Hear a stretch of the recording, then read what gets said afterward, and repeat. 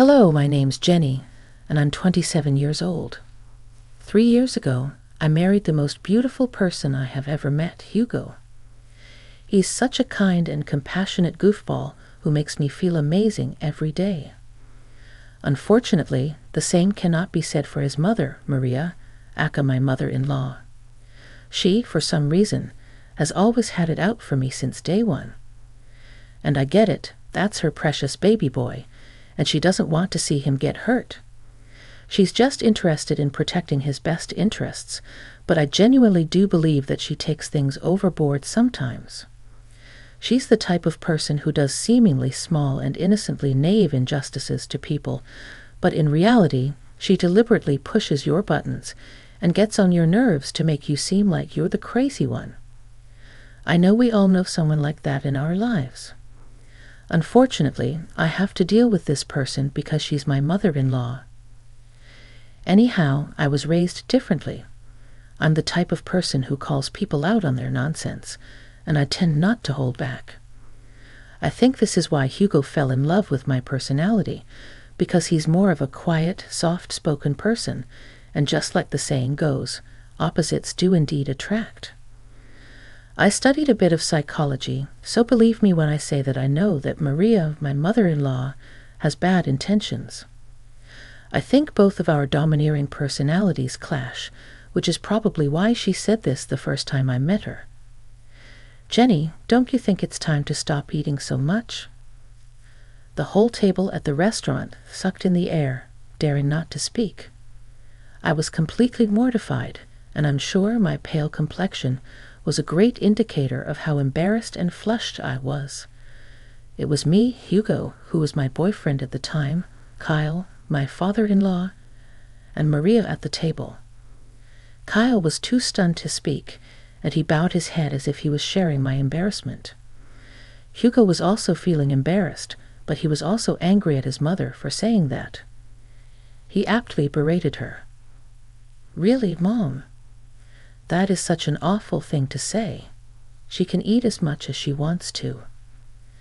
"Oh, no, sweetie, I didn't mean any harm. I just wanted to look out for you, you know. I've noticed that you've been gaining a lot of weight. Hugo has been showing me your photos from when you were younger, and you looked so much better than now." Not like now, but I don't mean to be offensive, sweetheart. I'm just trying to give you some advice. I tried my best to remain calm as I didn't want to cause a scene, but my embarrassment quickly started to turn into irritation nonetheless. Because this was my first time meeting the family, and I wanted to make a lasting impression because I absolutely adored Hugo. For the first time in a long time, I held my tongue. I just smiled at her politely and thanked her for the unsolicited advice. Situations like that grew in frequency and strength as we got to know each other more. I genuinely believed that the taunting would stop at some point after she had determined that I was good for her son, but it only appeared to be getting worse. I was beginning to get along fine with my father-in-law, Kyle, who is the sweetest man on earth. As I was growing closer and closer to everyone else in Hugo's family, Maria appeared to be the only one who disliked me, and for no apparent reason as well. I even got introduced to Jack, who was Hugo's childhood friend. They grew up together. Kyle and Maria practically consider him as a second son. Even though Hugo's whole heart was open to me, and it appeared as though his family accepted me with open arms, even his extended family as well as Jack, it was just Maria who had an issue with me. I'm so grateful for the love and support I managed to identify from the vast and overwhelming majority of Hugo's family. I received this love and support up until my wedding day, where my mother-in-law, of course, tried to do something conniving to get me to look bad on my special day. She made it a point to be as bothersome and as ridiculous as she could be. Honestly, she was acting like a bridezilla. No, her hair is supposed to be in an updo just like how I did on my wedding day. I appreciate the help, Maria, but I want my hair to look like this. I don't think so. You look so ugly." The bridal party gasped, but unfortunately, I was used to this, so it wasn't surprising. She quickly tried to rectify her mistake. "Oh, no, darling, no. I just mean that you can look so much better than you do now. And I would just like to say that I see a lot of myself in Jenny. She is such a bright young woman. And even though I look much better than she did at her age, I would like to say that she is beautiful in her way. Although my father-in-law managed to get my mother-in-law to stop her ruthless antics on the day, the pain and bitterness I felt remained. This was not in my nature to remain silent and unresponsive. I was losing my firecracker energy. This woman was slowly draining me, and it had to be put to an end. Fast forward 3 years to where the events of today's story take place. We were all sitting at the dining table of Hugo's childhood home, and where his parents still live, on a Sunday night. My mother-in-law had ever so graciously invited us over, including Jack, meaning that it must have been something important she wanted to tell us all. Although I had my suspicions about her randomly making this dinner plan, which later on were affirmed, it was a pleasant surprise. At some point, the ball dropped, and this is the beginning of what turned out to be a very messy series of events. My mother-in-law started to garner everyone's attention, as she had an important announcement to make. She pulled out a paper and started reading it. "Attention, everyone. I have an announcement to make.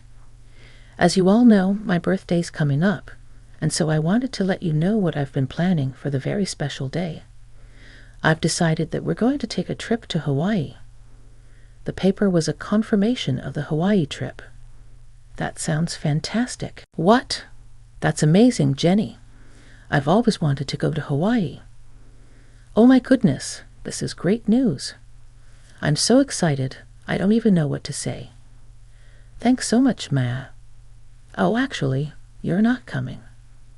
Honey, what are you talking about?" "This wasn't part of the plan. I made some last-minute arrangements and managed to cancel her ticket before they gave us extra charges." "Oh, so my ticket was already bought?"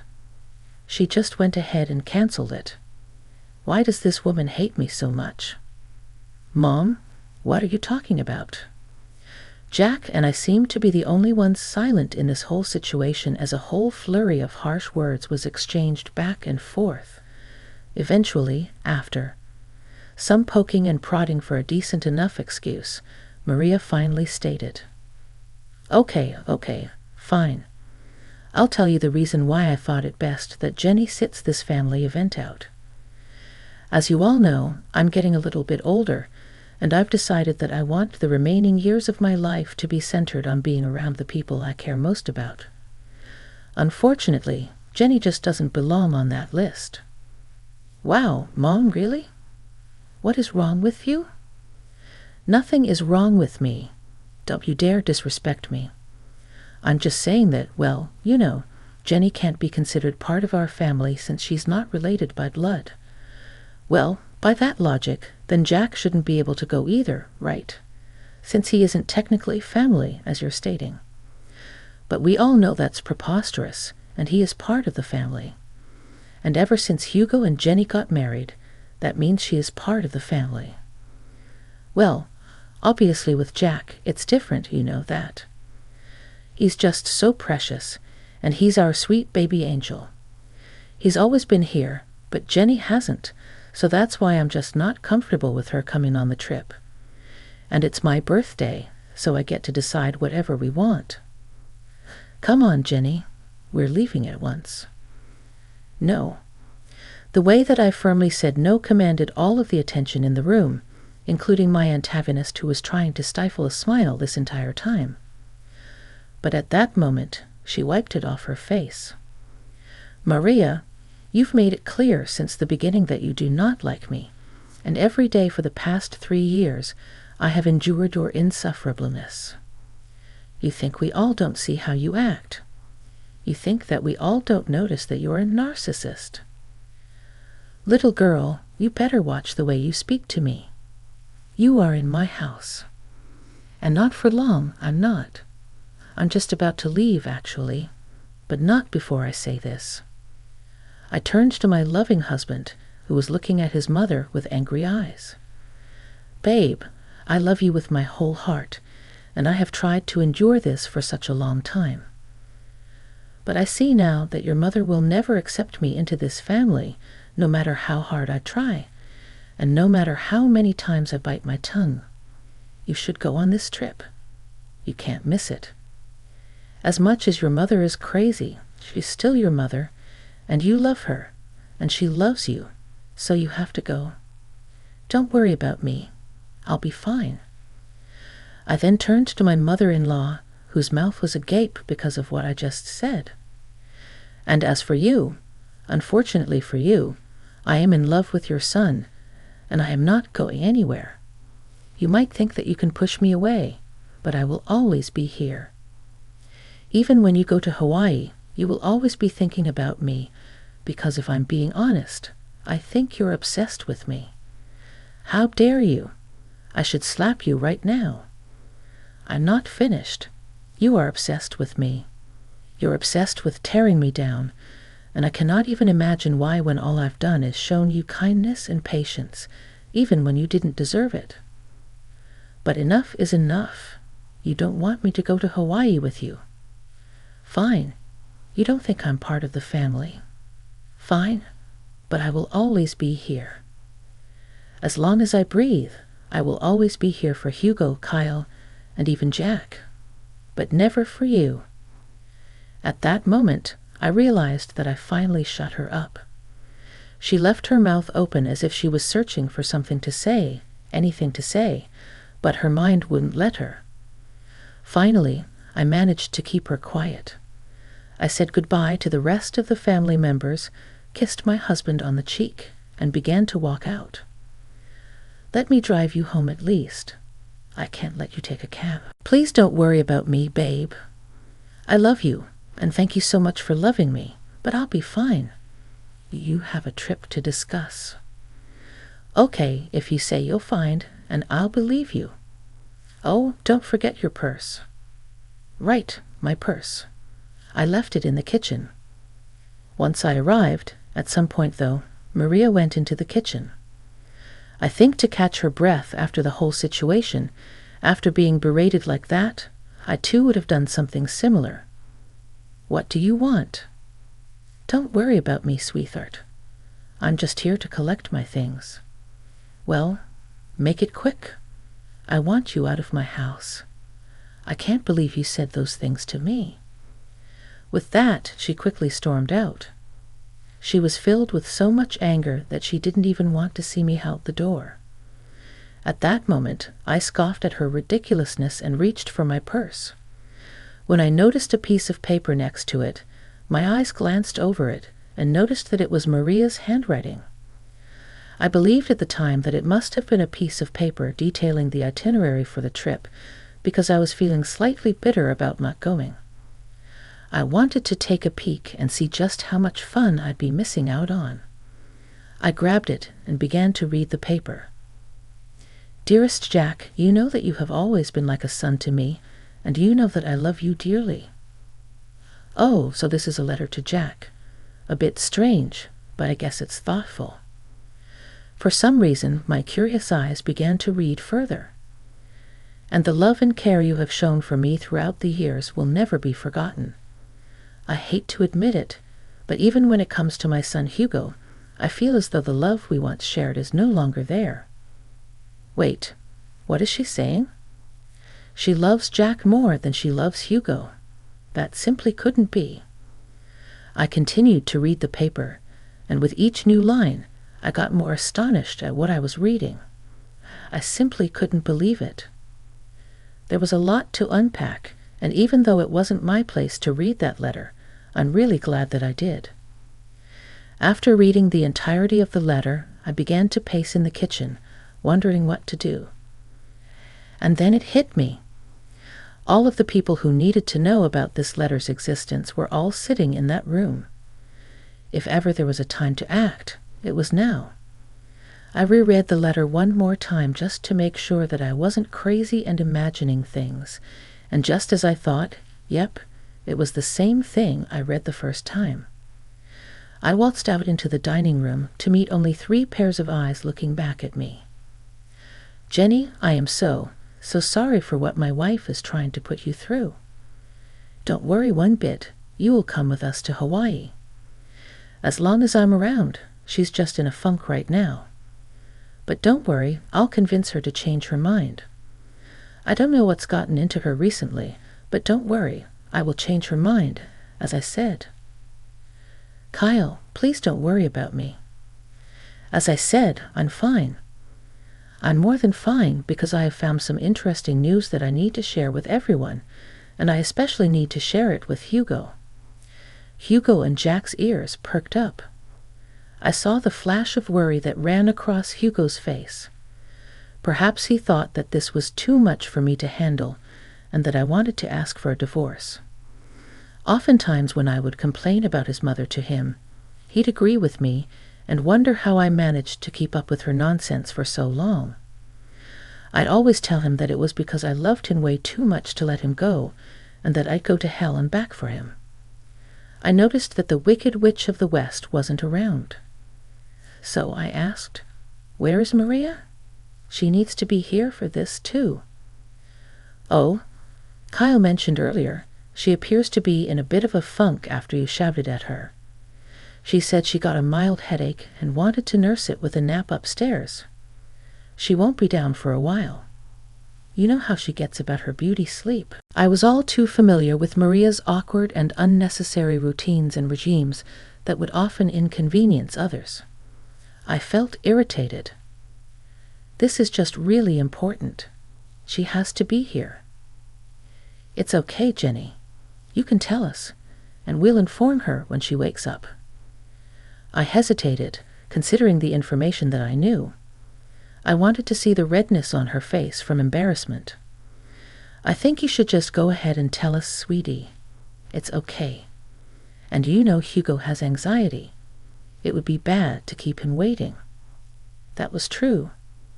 Hugo's anxiety got really bad at times, and I could see him begin to fidget from the anticipation. "Okay, fine. I'll show you guys what I found when I was in the kitchen, collecting my purse and getting ready to leave. I found something interesting that I think you all need to know about." I pulled out the paper I found and began to read. It reads, "Dearest Jack, you know that you have always been like a son to me, and you know that I love you dearly. And the love and care you have shown for me throughout the years will never be forgotten. I hate to admit it, but even when it comes to my son Hugo, I feel as though the love we once shared is no longer there." What is she saying? What is this?" Hugo exclaimed. I continued reading. "Hugo, I just don't see eye to eye like we used to, and honestly, I think it's because of Jenny. Ever since he married that girl, he no longer has time for me. He doesn't love me, and therefore, I don't think I love him. I love you, and you are my son. With that being said, I want to let you know that I am going to update my will so that you inherit all of my belongings and not Hugo. I know it might hurt him, but honestly, at this point, I don't care. It's that wretched Jenny girl. She's the one who has poisoned my love for him. I hope you receive this letter well. The reason why I didn't want to approach you about it in person is that, and it pains me to admit this, I couldn't risk seeing the rejection on your face. I know you love Hugo like he's your brother, and most likely you won't approve. But I don't care. I'm giving you everything. The money, the house, the cars, and even my small businesses. They're all yours, whether you like it or not. If you want to talk about this further, please call me, and we can discuss it. I look forward to hearing your response. I will love you forever and always. Your second mom." I finally looked up from reading the letter, and I was met with a flurry of mixed emotions. Kyle looked like he was going to cry. Jack looked stunned, but Hugo looked like he was going to murder someone. I can't believe she said all those things. Is she being serious right now? Hugo's voice trembled. So, the reason why she's doing all of this is because of Jenny? She hates Jenny so much that she'd not include me in her will just to spite me and Jenny?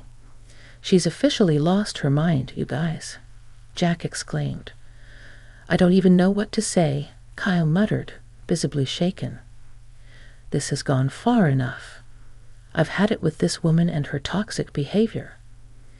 What are we going to do? Hugo's anger was palpable. At that moment, I had an idea. 1 week had passed, and it was time for the planned Hawaii trip. Maria woke up to find a letter from her husband on her bedside table. It read, Good morning, gorgeous. We decided to let you get some more beauty rest. Don't worry, your bags have all been packed. Just find us at the airport. Maria quickly got ready and headed to the airport, frantically searching for the people she was supposed to go on the birthday trip with. She tried calling them, but no one answered. Assuming they had already boarded the plane, she rushed to catch her flight, hoping to meet them in Hawaii. After enduring a 12-hour flight, Maria arrived in Hawaii and video called Kyle. Kyle, where the hell are you guys? I woke up late and saw your note. I got to the airport and tried calling you, but none of you were responding. I just assumed that you already boarded. But it doesn't matter now because now we're in Hawaii. How amazing. Tell me where you are so we can meet up and let the festivities begin. That won't be happening, Maria. What do you mean? Tell me where you are. I'm at home. We're all at home. Say hi, everyone. Kyle panned his phone to show that everyone, himself, Jack, Hugo, and I, were all in his house, sitting at the same dining table where we had heard the tragic news from a week before. What do you mean? Why are you at home? Maria's voice trembled. Jenny brought some interesting information to our attention a week ago, and ever since then, we decided that we'd much rather spend our time in boring old Florida with her than anywhere else with you. Maria gasped. You think we wouldn't find out? Find out what, my baby? Oh, don't baby me. You were really gonna cut me out of the will, Mom? How did you even find out about that? Oh, that wretched girl that you hate so much, Jenny, found your stupid letter in the kitchen. I don't know what you're talking about, Maria protested. Lying right now is only adding more nails to the coffin. Jack, tell them. You've got to believe me. I did nothing of this sort. We all read the letter, Maria. The gig is up. But I didn't do anything. Jenny is making everything up. Oh, am I? You are so pathetic, it actually makes me sick. We all know what you said and what you tried to do. Thank God I was nosy enough to read the whole thing. Kyle, please. No, Maria. Enough is enough. You're done. You don't get to say anything else. You messed up big time. Your hatred has caused you to be blind. Now you have to suffer the consequences of being alone on your birthday because of what you've done. I hope you can use this time in Hawaii to reflect on your actions. But I'll be alone. It won't be fun. Maybe people would like to hang out with you more if you weren't such a raging witch. Have fun. And with that, Kyle hung up the phone. We all let out a sigh of relief, and I was the first person to start laughing. Eventually, Hugo joined in, and before we knew it, we were all bursting with laughter at the dining table, laughing at how crazy the situation was. The look on Maria's face once she realized the gig was up was hilarious. Her face turned pale, all the blood drained from her face, and I could tell that it was the first time in a long time that she felt embarrassed. Maria had to spend her vacation alone, often calling Kyle to see if he would at least join her. But every time, he kept denying it. He said that when she came back, they would have to implement some ground rules if she still wanted to be married to him. Maria began to be very apologetic and frantic, a complete 180 from her normal behavior, which was honestly surprising. Hugo also mentioned that if Maria still wanted to be in his life, she had to drastically change her attitude. Otherwise, he was ready to walk out of her life forever. Their relationship was still rocky, and Hugo said that if Maria ever disrespected him again, even with the smallest snide remark, he would cut her off completely, just like she was planning on cutting him off. As for Jack, he thought it best to stop being so nice to Maria, as it was clearly enabling her toxic behavior. So not only did Maria end up spending a miserable time in a beautiful place, but she also risked losing the 3 most important people in her life. She now has very rocky relationships with all of them, and she has to change to be better. As for me, I messaged her and told her that I needed time to see if I was going to forgive her for all of her injustices. She was apologizing and begging for me to talk some sense into the men in her life, but I refused, stating that this is the bed she made for herself, and now she has to lie in it. Even to this day, Maria is still trying to mend the very broken relationships that she caused. I just hope that she learned her lesson.